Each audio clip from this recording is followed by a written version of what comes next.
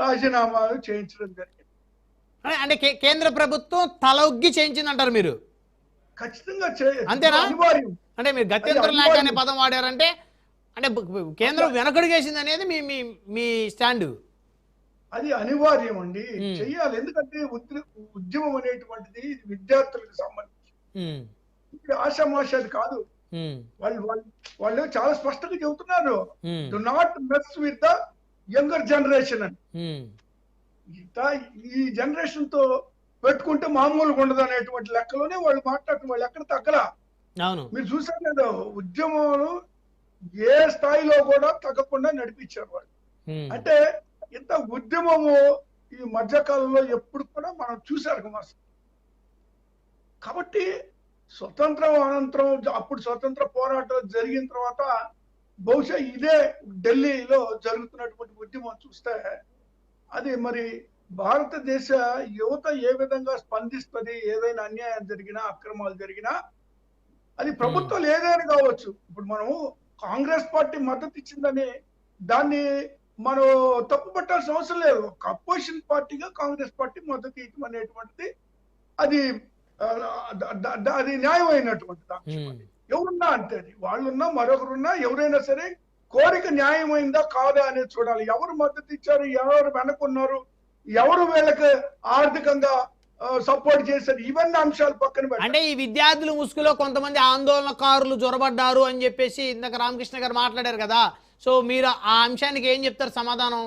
మీరు కూడా అదే స్టాండ్ మీద ఉన్నారా? ఇప్పుడు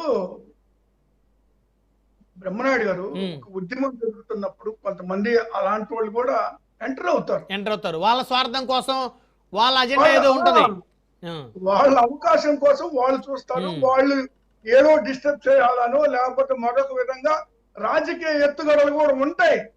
అవసరమైతే డిస్టర్బ్ చేయడానికి కూడా ఎవరైనా పంపొచ్చు. అధికార పార్టీ అని పంపొచ్చు, అపోజిషన్ పార్టీ అని పంపొచ్చు, మరొకరైనా పంపొచ్చు.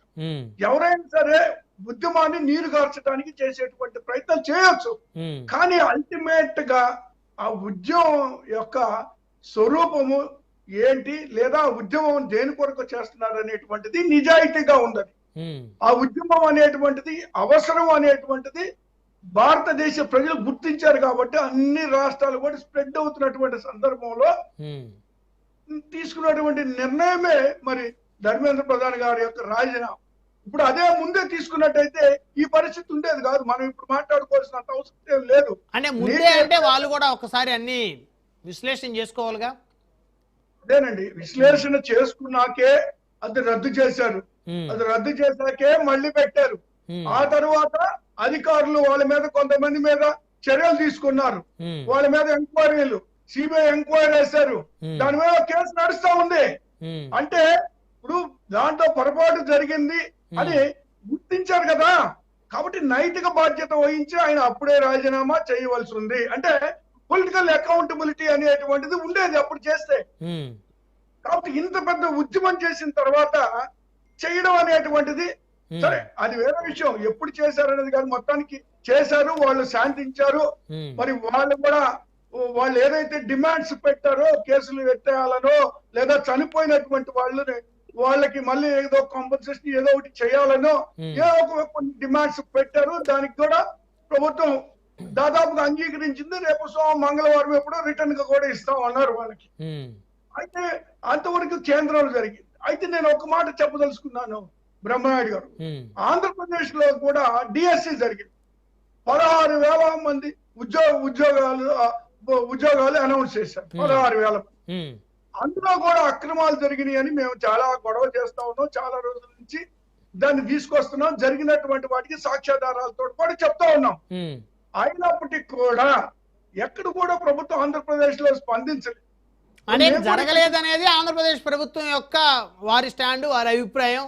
మీరు ఓన్లీ ఆరోపణలే చేస్తున్నారు. డిఎస్సి నిర్వహించడం ఎలాంటి అవకతవకలు జరగలేదనేది వారు చెప్తున్నారు. ఎందుకంటే అక్కడ మంత్రి నారా లోకేష్ గారు కదా, సో చాలా స్ట్రిక్ట్ గా ఉండేటువంటి పరిస్థితి. అవునండి, నారా లోకేష్ గారు ఎంత స్ట్రిక్ట్ గా ఉంటారో, మీరు సర్టిఫికేట్ ఇవ్వాలా లేకపోతే మేము సర్టిఫికేట్ ఇవ్వాలా. మనం దాని అక్కడ జరిగిన వాస్తవం ఏంటంటే సార్, ఇప్పుడు ఈ ప్రశ్న పత్రం పత్రాల తయారీ బాధ్యత అంతా ఒక వ్యవస్థ దగ్గర ఉండాలండి. అసలు ప్రశ్న పత్రాలు తయారు చేస్తేనే ఒక వ్యవస్థ దగ్గర ఉండాలి. పరీక్షల నిర్వహణ బాధ్యత మరొక స్వతంత్ర వ్యవస్థ దగ్గర అది ఉండాలి. వేరు ఉండాల్సినటువంటి అంశాలు. కానీ రెండు కలిపి ఒక రెండు కీలకమైనటువంటి బాధ్యత ఒకే అధికారి పరిధిలో ఎందుకుంది అనేటువంటిది మేము ప్రశ్నిస్తా ఉన్నాం. అంటే అత్యంత రహస్యంగా జరగాల్సినటువంటి ప్రశ్న పత్రాల తయారీ అప్లోడ్ ప్రక్రియ అవుట్ సోర్సింగ్ ఉద్యోగులతోటి ఎలా చేపిస్తారు అని అడుగుతున్నాను నేను.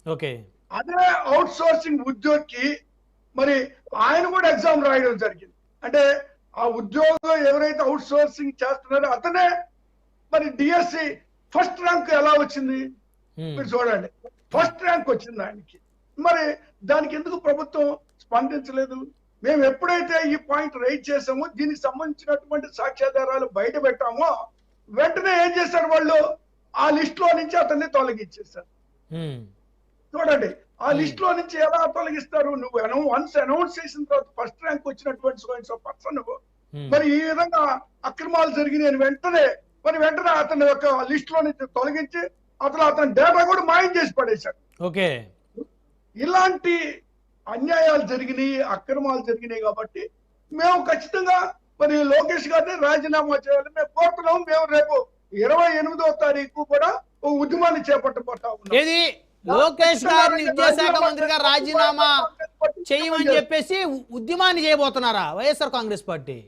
ఖచ్చితంగా. ఎందుకంటే ఇప్పుడు జరిగినటువంటి అన్యాయం మేము గత కొద్ది రోజులు ఇప్పుడు కాక్రోచ్ జనతా పార్టీని స్ఫూర్తిగా తీసుకొని వైఎస్ఆర్ కాంగ్రెస్ పార్టీ కూడా ఇక్కడ విద్యాశాఖ మంత్రిని రాజీనామా చేయమని అడిగేయబోతున్నారు, అంతేనా?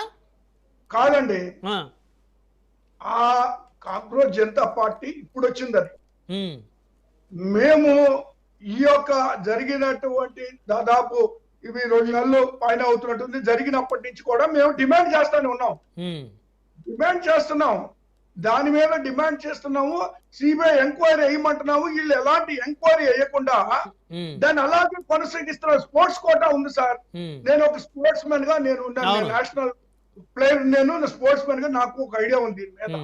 ఇప్పుడు ఏదైనా స్పోర్ట్స్ కోటాలో ఇంత పర్సంటేజ్ అని ఉంటది. ఒక జాతీయ స్థాయిలో ఆటలాడే ఉండాలా, లేదంటే రాష్ట్ర స్థాయిలో మరి పథకాలు తెచ్చుకోనో ఏదో ఒక గుర్తింపు తెచ్చినటువంటి ఆటలో ఆడి ఉండాలా. అలాంటిది ఏమి లేకుండా ఏదైతే స్పోర్ట్స్ అసోసియేషన్స్ ఉన్నటువంటి ఈ ప్రెసిడెంట్లు, సెక్రటరీలు ఏది అధికార పార్టీ ఉంటే జనరల్ గా అధికార పార్టీ ఉన్నటువంటి వాళ్ళు ఈ స్పోర్ట్స్ అసోసియేషన్స్ ప్రెసిడెంట్లు ఉండడం, సెక్రటరీలు ఉండడం అనేటువంటిది అదొక ఆనవాయితీగా పొలిటికల్ ఇది కూడా వచ్చేసింది. ఏది స్పోర్ట్స్ లో కూడా వాళ్ళ దగ్గర సర్టిఫికేట్లు తీసుకొచ్చేసి వెంటనే వాళ్ళకు అనుకూలమైనటువంటి వాళ్ళని ఉద్యోగాలు ఇవ్వటం జరిగింది. మీరు ఒకసారి అర్థం చేసుకోవాలా. ఉద్యోగాలు స్పోర్ట్స్ కోటాలో ఇచ్చినా కూడా ఓ పద్ధతి ప్రకారం ఉంటుంది కదా. సో ఎంక్వైరీ ఆంధ్రప్రదేశ్ లో కూడా ఉద్యోగాల్లో గానీ డిఎస్సి పరీక్షల్లో గానీ జరిగినటువంటి అవకతవకల మీద ఎంక్వైరీ అడుగుతా ఉన్నారు వైఎస్ఆర్ కాంగ్రెస్ పార్టీ. ఇక మీరు కూడా ఉద్యమం చేయబోతున్నారు నెక్స్ట్. మేము ఒకటి సార్,